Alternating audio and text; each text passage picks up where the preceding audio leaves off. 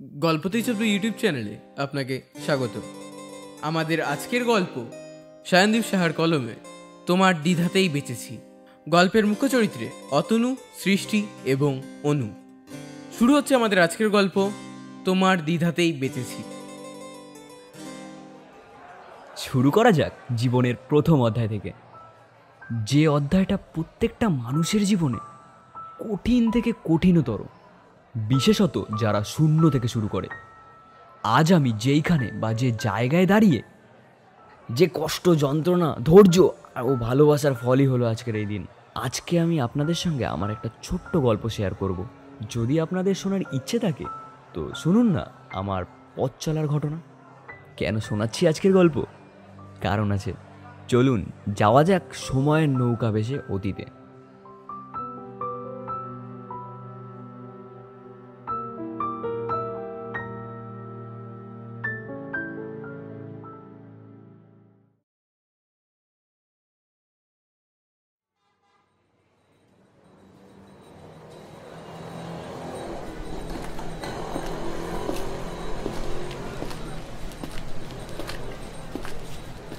কিরে, কি মনে হচ্ছে হবে চাকরিটা? জানি না, বুঝতে পারছি না কি হবে। তোর ইন্টারভিউ কেমন হলো? সব ইন্টারভিউ তো ভালোই তো হয়, কিন্তু যখন ডোনেশনের কথা বলে ছাড়। একটা জিনিস খেয়াল করেছিস?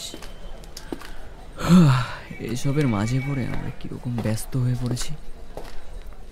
আগে আমরা বন্ধুরা মিলে যেরকম প্ল্যানিং করতাম তা এখন আর হয় না। শেষ তুই ছাড়া আর কোন বন্ধুর সাথে দেখা করেছি সেটাও মনে পড়ে না। কলেজ পাস আউট করার পরে কেমন যেন পুরো জীবনটা চেঞ্জ হয়ে গেল, যেমন আদি। আরে বাল ছাড় না, বাড়ির এত দায়িত্ব, বোনের বিয়ে, আর একটা চাকরি পাচ্ছি না আমি। রোজ রোজ হেরে গিয়ে বাড়ি ফিরতে আর ভালো লাগে না।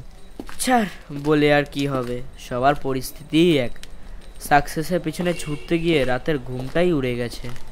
যদি ভাই একটা চাকরি পেয়ে যেতাম, বাবাকে এই বয়সে আর কাজে যেতে হতো না। আমার জন্য ওরাও এখন খুশি নেই। ভাই, মনে আছে তোর? আগে আমরা কত বড় বড় ডায়লগ মারতাম, কত কিছু করব, বিদেশ যাব, আর এখন দুবেলা ভাতও জোটে না কপালে ঠিক করে। আগে যা নিজের কথা ভাবতাম, এখন আর তাও ভাবি না। নিজের কাছের মানুষগুলোর মুখে একটু হাসি ফুটাতে পারলেই অনেক খুশি হতাম। আমাদের আর থেমে যাওয়ার অবকাশ নেই। ছাড় এসব কথা। কালকে কি করবি? কি প্ল্যান কালকে? বাড়ির অন্ন ধ্বংস করে কোনো একটা অফিসের দরজায় গিয়ে করা নাড়ব, কোনো একটা ছোট চাকরি আছে। পড়ন্ত বিকেলে খোলা আকাশের নিচে হাঁটতে হাঁটতে অতনু ও সন্দীপ নিজের জীবনের ক্রাইসিসের কথা বলছিল। সূর্য ডোবার সাথে সাথে অন্ধকার নেমে এলো, আর এই অন্ধকার যেন ওদের মনে করিয়ে দিল তাদের আধ অন্ধকার অগোছালো জীবনের কথা। তাই তারা একে অপরের বাড়ির পথ ধরল। ক্লান্ত শরীর, মন ও বিষণ্ণতার ছাপ নিয়ে অতনু বাড়িতে ঢুকলো। মা, খিদে পেয়েছে, খেতে দাও। হ্যাঁ বস, খেতে দিচ্ছি। অতনু রান্নাঘরের সামনে বসে অপেক্ষা করলো খাবারের। খিদেতে তার প্রাণ ওষ্ঠাগত, কারণ আজ দুপুরের খাবারটা তার কপালে জোটেনি ইন্টারভিউর চক্করে। ক্লান্ত শরীরে অতনুর মা অতনুকে খেতে দিতে পেয়ে তৃপ্তি পেলেন। পরিবারের অভাবের কথা ভেবেই তার মা জিজ্ঞেস করলেন, আজকে কি মনে হলো, একটাও কাজ পাওয়া যাবে? অতনু খেতে খেতেই জবাব দিল, মা, ইন্টারভিউ তো ভালোই হয়েছে, দেখা যাক ডাকে নাকি। অতনুর বাবা ঘর থেকে বেরিয়ে ছেলেকে দেখে বলল, হ্যাঁ খেয়ে নে, যতদিন বেঁচে আছি ততদিন গান্ডে পিন্ডে গিলে নে, আর আমার রক্ত জল করা পয়সাগুলো ধ্বংস করে নে। আহ, কি করছো? খেতে বসেছে তো। অতনুর বাবার এই কথা শুনে কোনো রকমে একটু খাবার মুখে তুলেই খাবার শেষ করে উঠে পড়ল অতনু। কারণ সে জানে, সে যদি খাবার ছেড়ে উঠে পড়ে তাহলে তার মার খুব কষ্ট হবে। তাই মুখ বুজে অপমান সহ্য করে ও দুবেলা মুখে অন্ন তুলে নেয়।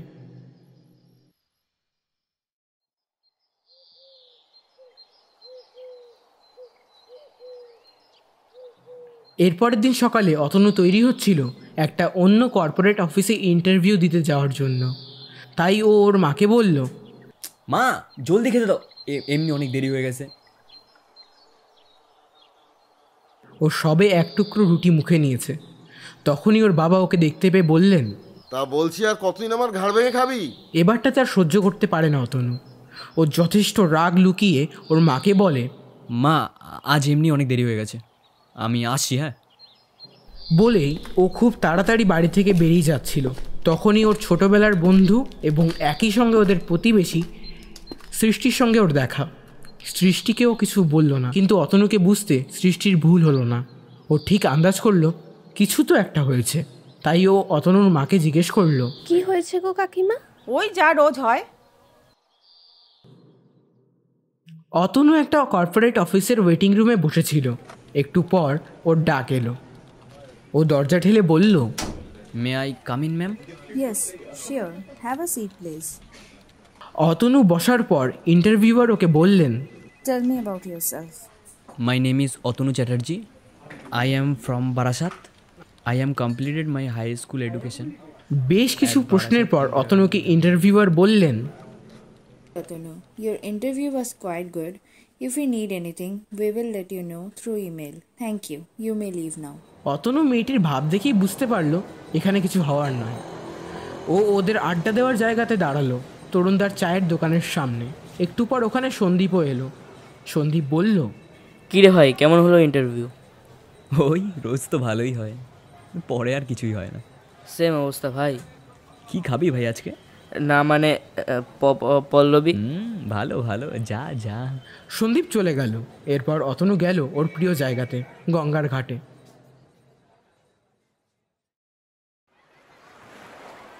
ও চুপ করে বসেছিল গঙ্গার ঘাটে। গঙ্গার জলের ওঠানামা দেখে যাচ্ছিল। পকেট থেকে শেষ সিগারেটটা বের করে ধরালো অতনু। জলের ঢেউয়ের মতো হাজারো প্রশ্ন ওঠানামা করছিল ওর মনে। তখনই ওর ঘাড়ে একটা হাতের স্পর্শ অনুভব করলো। অতনু বলল, আরে তুই তুই এখানে কি করছিস? তুই জানলি কি করে আমি এখানে আছি? রে বাবা, আমি তোর ভালো বান্ধবী, আমি জানবো না তো কে জানবে? বলে ও একটা টিফিন বক্স এগিয়ে দিল। এটা কে পাঠিয়েছে? কাকিমা। তুই কিছু খাসনি কেন? যাই হোক, খেয়ে নে। না, খিদে নেই। খিদে নেই বললে হবে না। শুনেছি সকালে বাসি মুখেই চলে এসেছিস। অতনু এবার কিছু না বলে টিফিন বক্সটা নেয়। বক্সটা খুলতে খুলতে ও বলে, মা খেয়েছে? হ্যাঁ অনু? হ্যাঁ, খেয়েছে। আমি ওদের দুজনকে খাইয়েই এসেছি। বাবা বেরিয়েছে? হ্যাঁ, কাকুরাজ নাইট ডিউটি। অতনু সবে খাবার মুখে নিতে যাবে, তখনই ও বলে, তুই আমি কি? তুই খেয়েছিস? হ্যাঁ। এবার অতনু একটুখানি খেয়ে বলে, নে, এবার তুই খা। না, আমি খেয়ে বেরিয়েছি বাড়ি থেকে, আমি এখন খেতে পারবো না। না না নে, আমি অতটা পারবো না। সৃষ্টি একটু খাবার মুখে তুলে নেয়, তারপর বলে, আজ কি হুট করে রায়ের কথা মনে পড়ে গেল তোর? অতনু খেতে খেতে থেমে যায়। সেইটা দেখে সৃষ্টি বলে, কি হলো তোর? কিছু না, ওই পুরনো স্মৃতি মনে পড়ে গেল। অতনু, হ্যাঁ বল। কি ঘটেছিল সত্যি করে বল তো আমায়। এরপর দুজনেই চুপ।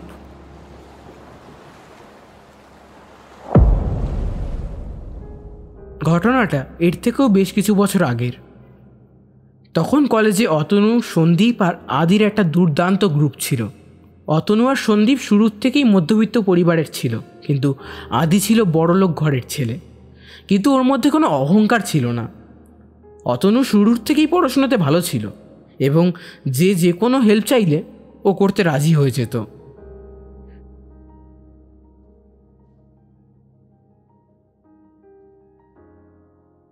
একদিন ওরা বসে বসে আড্ডা মারছিল।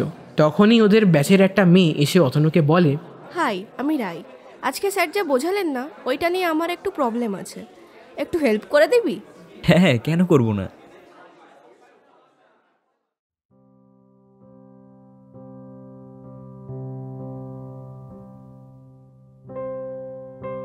কিন্তু অঙ্কের ইকুয়েশন বোঝাতে গিয়ে কখন যে ওদের সম্পর্কের ইকুয়েশনটা পাল্টে গেল সেটা ওরা নিজেরাই বোঝেনি। আস্তে আস্তে একটা প্রেমের সম্পর্কে মোড় নিল ওদের দুজনের জীবন। এরপর যতদিন যেতে থাকলো তত ওর বন্ধুরা ওর পেছনে লাগতে শুরু করেছে। সেই রকমই একদিন আদি বলে, আরে ভাই, ভালোই তো চলছে। তোর তো একটা গার্লফ্রেন্ড জুটে গেল, আর আমাদের কি হবে? হ্যাঁ, এই পোড়া কপালে একটা প্রেমিকাও জুটলো না। এই সময় রাই এসে অতনুকে বলে অতনু শোন। বলে ওকে এক সাইডে ডেকে নিয়ে যায়। এরপর বলে, অতনু তুই একটা চাকরি খোঁজ প্লিজ, কারণ আমার বাড়ির থেকে চাপ দিচ্ছে বিয়ের জন্য। আচ্ছা আমি দেখছি। কিন্তু অতনুর কথাটা ওর মুখেই থেকে যায়, কাজে আর খাটায় না। এতে ওদের সম্পর্কে তিক্ততাও বাড়তে থাকে ক্রমশই। একদিন রাত্রেবেলা যখন ও গঙ্গার ঘাটে দাঁড়িয়ে, তখন ওর ফোনে একটা ফোন আসে। অতনু মোবাইল স্ক্রিনের দিকে তাকিয়ে বুঝতে পারে ওটা রাই।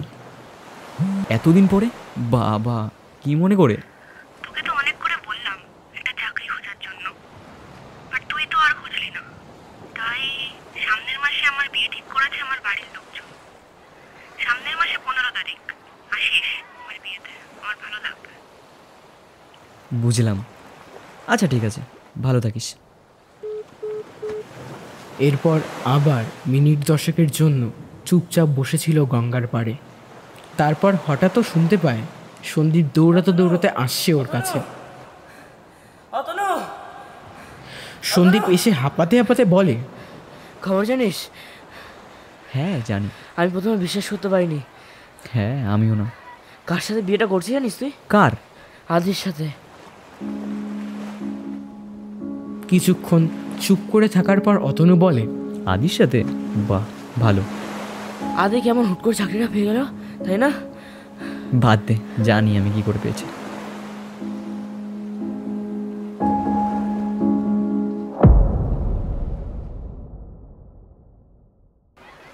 তো এই হচ্ছে সেই ঘটনা। এই আজ এসছি যখন এখানে, চল এখানে স্পেশাল ঝালমুড়িটা টেস্ট করি। সৃষ্টি কেমন যেন অন্য মনস্ক হয়েছিল। সেটা দেখে অতনু বলে, কি রে? অতনু, কি হয়েছে?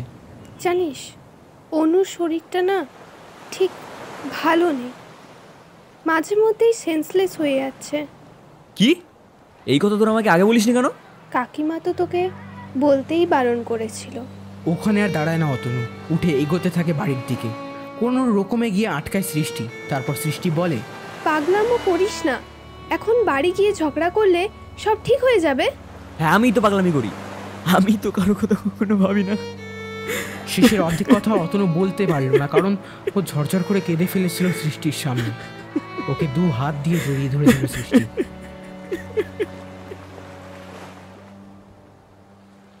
এরপর বাড়ি ফিরে মায়ের চোখের আড়াল করে অতনু অনুর কাছে যায়। অনু তখন পড়ছিল। অতনু বলে, অনু? ও দাদা তুই আয়। অনু সত্যিই খুব ভালো পড়াশোনাতে, ওর দাদার মতোই, এমনকি ওর দাদার থেকেও ভালো। ছোটবেলা থেকেই অনুকে ওর দাদা চোখে হারায়। অতনু বলে, তোর হাতটা দে তো। অনুর হাতে কিছু টাকা ধরিয়ে দেয় অতনু। অনু বলে, তুই এই টাকা কোথায় পেলি? অত জেনে কাজ নেই তোর, আমি সৃষ্টির কাছে সব শুনেছি। কালকে সৃষ্টিকে নিয়ে ডাক্তারের কাছে যাবি। আমার তো ইন্টারভিউ আছে, নাহলে আমি নিয়ে যেতাম। দাদা আমার কিছু হয়ে গেলে? মারবো টেনে এক চর, বেশি কথা বলতে শিখেছিস। পরের দিন অতনু ইন্টারভিউ দিতে গেছিল। সৃষ্টি আর অনু গেছিল ডাক্তারের কাছে। ডাক্তারের ক্লিনিকের রুমের বাইরে বসে অপেক্ষা করার সময় অনু সৃষ্টিকে বলে, সৃষ্টিদি বল। দাদা টাকাগুলো কোথা থেকে পেয়েছে জানো? আমি কি করে জানবো? কিছুক্ষণ চুপ করে থাকার পর অনু বলে, টাকাগুলো তুমি দিয়েছিলে না? সৃষ্টি ওর দিকে তাকায় কটমট করে। আর কিছু বলার সাহস পায় না অনু, কিন্তু ওর যা বোঝার ও বুঝে গেছিল। আর কতদিন টিউশনের টাকা থেকে দাদাকে টাকা দেবে? আর কেনই বা দেও ওকে? অনু একটু জোরেই চিৎকার করে ফেলেছিল সৃষ্টি। ওর দিকে বাকি লোকেরা তাকায়, তাই ও চুপ করে যায়। অনুকে ডাক্তার দেখানোর পর অনুকে বাড়ি অবধি এগিয়ে দিয়ে ও চলে যায় অতনুর কাছে। ও জানে অতনু কোথায় আছে। হ্যাঁ, সেই গঙ্গার ঘাটেই। ও গিয়ে বসে অতনুর পাশে। অতনু বলে, ডাক্তার কি বলল? বলল কিছু টেস্ট করতে, সেই রিপোর্টগুলো দেখলে বোঝা যাবে। চিন্তা করিস না, আমি আছি তো। আর কয়দিন এইভাবে চলবে সৃষ্টি? আর কতদিন এরকম ভাবে? চুপ, একদম চুপ। আমার অত টাকা নেই যে তোকে দান করব। আমি তো তোকে ধার করছি, চাকরি পেলে 2% সুদ দিয়ে শোধ করবি। ওদের পেছনে সন্দীপ এসে দাঁড়িয়েছে, ওরা বোঝেনি। তারপর সন্দীপ বলে, আমি কি আপনাদের সবাই যোগ দিতে পারি? না না না না না, এখন আমাদের সঙ্গে জয়েন করতে কেন এসেছিস? তোর প্রেমিকা কোথায়? এই এক সেকেন্ড, প্রেমিকা মানে? আরে বাদ দে তো, ও তো সবসময় ভুলভাল বকে বেড়ায়। না না না না, আর যাই হোক ভালোবাসার শহরে থেকে প্রেম নামক বস্তুটা নিয়ে আর যাই হোক আমি তো ভুলভাল কথা বলতে পারি না, তাই না? থাম তো। না, থামবে কেন? এই বল তো কি হয়েছে? আরে আমাদের কলেজের সেকেন্ড ইয়ারের পল্লবী, কেমিস্ট্রি অনার্স, ওর উপরেই এনার অনেকদিন ধরে একটু ছিল আর কি। তাই এক সপ্তাহ আগেই প্রপোজ করেছে, আর এই এক সপ্তাহ আগেই প্রপোজ করেছে এই ব্যক্তি, আর 5 দিন আগেই গ্রিন সিগন্যাল এসছে ওদিক থেকে। বাবা, তলে তলে এত জানতাম না। তো ট্রিটটা কবে দিচ্ছিস?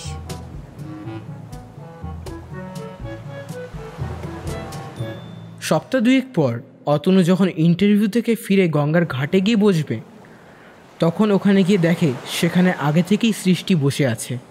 তবে কেমন যেন আপসেট দেখাচ্ছিল সৃষ্টিকে। ও বলে, কিরে কি হয়েছে? অনুর সমস্ত টেস্টের রিপোর্ট এসেছে। হ্যাঁ, কি এসছে রিপোর্টে? অনুর হার্টে একটা ফুটো আছে।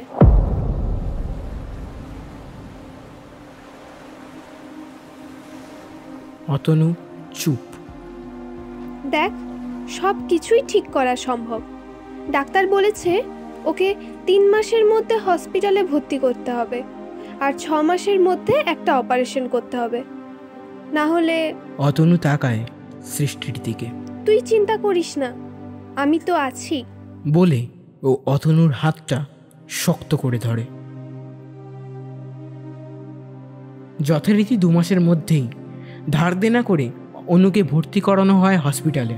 কিন্তু সমস্যা হলো অপারেশনের জন্য 4 লাখ টাকা প্রয়োজন। এত টাকা কোথায় পাবে অতনু?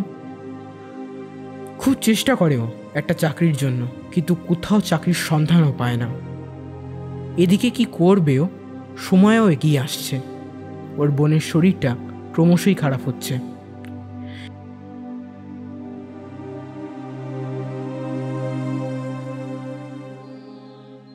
এরপর একদিন সকালবেলা ওর বোনকে দেখতে যাবে, কারণ গত রাত থেকে ওর বোনের শরীরটার আরও বেশি অবনতি হয়েছে। হসপিটালে বেশিরভাগ সময় থাকে সৃষ্টি। হঠাৎ ওর ফোনে একটা নোটিফিকেশান আসে, একটা মেল এসেছে। মেলটা খুলে পড়ে অতনু, আনন্দে লাফিয়ে ওঠেও। ও চাকরি পেয়েছে, তার জয়নিং মেল, তবে সেটা দিল্লিতে, সেই কোম্পানিতেই যেখানে ইন্টারভিউ দিয়ে অতনু বুঝেছিল এখানে ওর কিছু হবার নয়। ও আনন্দে আত্মহারা হয়ে গেল। তখনই ওর ফোনে সৃষ্টির ফোন এলো। ফোন তুলেই অতনু সৃষ্টিকে বলে, হ্যালো, এই চাকরিটা আমি পেয়ে গেছি, পরশু জয়নিং দিল্লিতে। তোরা একটু বোনকে দেখে রাখিস প্লিজ।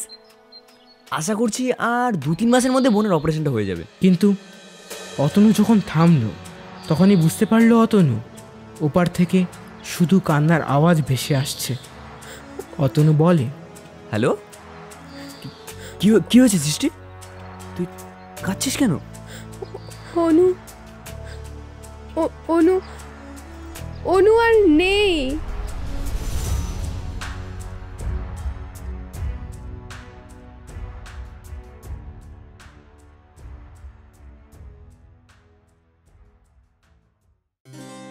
না, সেইবার আর চাকরিটা হয়নি অতনুর।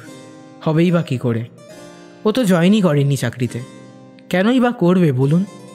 ওর যে লক্ষ্য ছিল চাকরির, সেই লক্ষ্য নিজেই যে ছিল না ওর কাছে। তবে হ্যাঁ, এক নতুন লক্ষ্যের জন্ম দিয়ে গেছিল অতনুর ভিতর অনু। বিনা চিকিৎসায় ওর বোনকে যে অকালে চলে যেতে হলো, সেটা যাতে না হয় সেই জন্য সৃষ্টির সহযোগিতায় ও আবার পড়াশুনো স্টার্ট করে নতুন করে, ডাক্তার হওয়ার জন্য। বাকিটা না হয় আপনি অতনুর নিজের মুখেই শুনে নিন। হ্যাঁ, আজ আমার বিয়ে। হ্যাঁ, ঠিক ধরেছেন, সৃষ্টির সঙ্গে। আর আজ আমি একজন ডাক্তার, আর সৃষ্টি হাই স্কুলের একজন টিচার। বেশ ভালোই আছি আমরা দুজনে মিলে।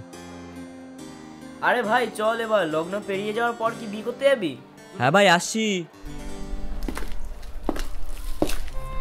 অতনু ঘর থেকে বেরিয়ে গেল।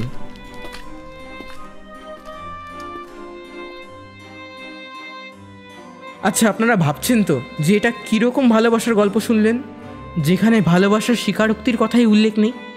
যদি দুটো মন অনেক আগেই একে অপরের আড়ালে থেকে নিজেদের মধ্যে সমঝোতা করে নেয়, তখন আর এই তথাকথিত স্বীকারোক্তির প্রয়োজন হয় না। কারণ কখন যেন এক অদৃশ্য অলিখিত কোড পেপারে এই দুটি হৃদয় স্বাক্ষর করে দিয়েছে, নিজেরাই বুঝতে পারে না, কখনো না।